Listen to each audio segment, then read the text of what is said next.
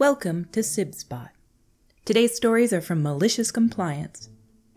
Story 1 is by Short Story Attempted. My old roommates want me to deep clean to their high example. Background here is me and my two roommates are all moving out. I'm moving a few blocks down by the end of the month. They moved out of state from Alaska, so anything they wanted needed to be in a suitcase for the plane or in the containers U-Haul will ship out. They took 2 weeks off work to deal with the move, and I'm still working. The husband and I made an agreement that they would clean their areas and I would clean mine. 1 bedroom, the extra room for storage, their bathroom in the living room, which was all their stuff, since the only things outside my bathroom and room were a single storage box of shelf-stable food and some food in the kitchen. That is all I was supposed to clean, but it was to be at the level they did the rest. I'm posting here, so obviously they did a terrible job. There is a pile of trash in every room they, quote, cleaned. The fridge has their moldy food. All the trash cans are full. Food wrappers and half-empty bottles of water and juice on every surface. Stray cat litter and food in every room of theirs. Their room and bathroom, which I was never supposed to enter, had stuff all over. The only good thing is they left the freezer and some of the pantry full, but mostly with stuff that's long expired. I'm not petty enough to leave this disaster to the landlord because it's not his fault, but the carpet cleaning, deep cleaning of the bathroom, beyond normal cleaning, sweeping up the cat's areas, etc., why the heck would I bother? Added benefit, the security deposit is entirely in their name, and because I paid my portion of the rent to them and not to the landlord, I can't even be charged for the cleaning. This post I mostly shared because people offered some very sound advice for a situation just like this down in the comments. By professional fence, take pictures, you might need them later. The OP replied, it's probably smart, will do. Underneath that by Unlimited E-Inc. A walkthrough video, end to end without interruptions, is better than photos. Second Talon replied and said, both are good. And finally by The Merle 1975.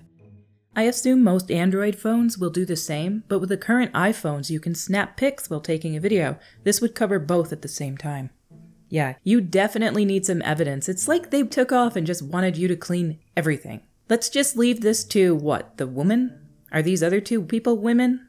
That's my only assumption in this. They either said, let's leave this to the woman, or you're just somebody who's kind of a pushover to them. So they thought you would go above and beyond to clean up everything. It's like the people in group projects of high school or college that say they'll do their part and then do nothing and expect a high grade at the end. Because they just know somebody else is going to do all the work. Definitely photos and videos, so you can show you cleaned up your portion. And the full cost of the cleaning should go to them. And one final comment that offered some really important advice is from Mummadie2. Make sure they are time and date stamped. Our next story is by NoBuilder7010. Insurance company requires repair quotes on letterhead? My pleasure. My husband and I bought a boat in the storage lot to flip. We spent months of time and buckets of money to fix her up, and we were getting close to being done. The work included painting and rehabilitating the mast, the stick that holds the sails. It says rehabbing. I'm assuming that means rehabilitating. But again, if it's a boat reference word that I don't understand, please let me know. Which was being stored in a cradle next to the boat. It was well inside our space, but it did extend beyond the boat itself a few feet, so we marked it with a neon orange safety cone. Just days after painting the mast, my husband called me from the storage lot with the news that someone had damaged it. Turns out the facility's camera caught the rat trap guy drive right into the mast, knocking it to the asphalt, drive over it, stop, then back over it. Naturally, he didn't have a note, but his truck was easily ID'd and he fessed up when confronted. He didn't want to go through insurance, so we worked up a figure based on us buying used gear, most of it not cheap, to replace what had broken and doing all the work ourselves for free. I think it was less than $1,000, and anyone who knows boats will know what a bargain that was. Even so, he decided to go through insurance after all. The agent who called us needed a quote from a business, not just our scribbled estimate, so I contacted our local cheap boatyard for a do-it-yourself quote. They'd just store the mast while we did all the work. That bumped the total we were seeking to about $2,500. We spent 5 months trying to get the agent to respond, and when he finally did, it was to say that they couldn't accept an email quote. It had to be attached on letterhead. The rinky-dink yard only sends quotes in the body of emails because they have 0 forks to give. He all but called us liars and scammers who could have had their buddy supply the fake booking estimate. No, company policy required at least 2 quotes on letterhead to move forward. I confirmed that he would not be able to process our claim without those 2 quotes. Correct. I also confirmed that these yards could be anywhere in the state. Correct. I warned him that the new quotes would be significantly higher, but he snidely said that was fine as long as they were on letterhead. Cue malicious compliance. And some FAFO. F around and find out. Having worked in the boating industry for most of my life, I knew exactly who to call. The 2 most respective (expensive) boat yards in the state. These quotes included the yards doing all the work, replacing all damaged gear with new, storage fees, and transportation to and from our storage lot. Both were hundreds of miles away. Unsurprisingly, he called as soon as he got the quote, asking if he could just pretty please use the rinky-dink yards quote. Oh, you can't do that. You might get in trouble since it's company policy, right? We've got to follow all the rules lest someone thinks we're scammers, right? He wasn't happy. A week later, we got a check for the original quote we scribbled down for the rat trap guy. Guess the agent decided to see if we'd just bend over after he called us liars and cheats. No way. I called our insurance, who got on the line with the other agent, and gave him the what for. 2 days later, we got a second check for the remainder.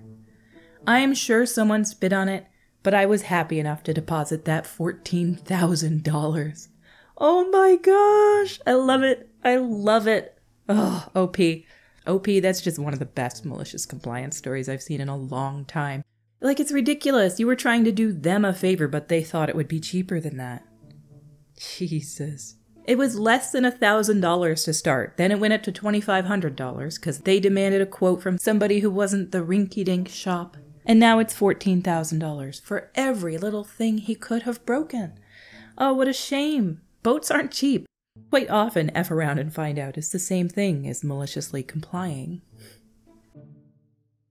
Our final story today is a short one. It's by Clage929. African exchange student. Here's my all-time favorite malicious compliance story. I studied history in Germany, and while there, an African exchange student enrolled as well. He had a very thick accent and had quite a lot of trouble putting his thoughts to paper. So when an assignment was due, he asked the elderly professor if he could write the assignment in English, where he had way more ease expressing himself. The elderly professor didn't want to admit that his English was rather bad, so instead he referenced the university's guidelines that stipulated that, except for language studies, all assignments were to be written either in German or Latin. Little did the professor know that the African exchange student was in fact schooled in a Jesuit monastery. So he did turn in the assignment in perfect Latin. Since the professor had specialized in modern history, he needed the help of a Latin professor to grade the assignment. The university guidelines got amended a year later. Assignments in Latin are only acceptable for those studying Latin anymore. F around and find out. FAFO to the max. What are the odds of this happening? There's not a lot of people in the world that understand and write perfect Latin. You know, he was just following university guidelines. Our stories for today have come to a close. Until we meet again, have a fancy day.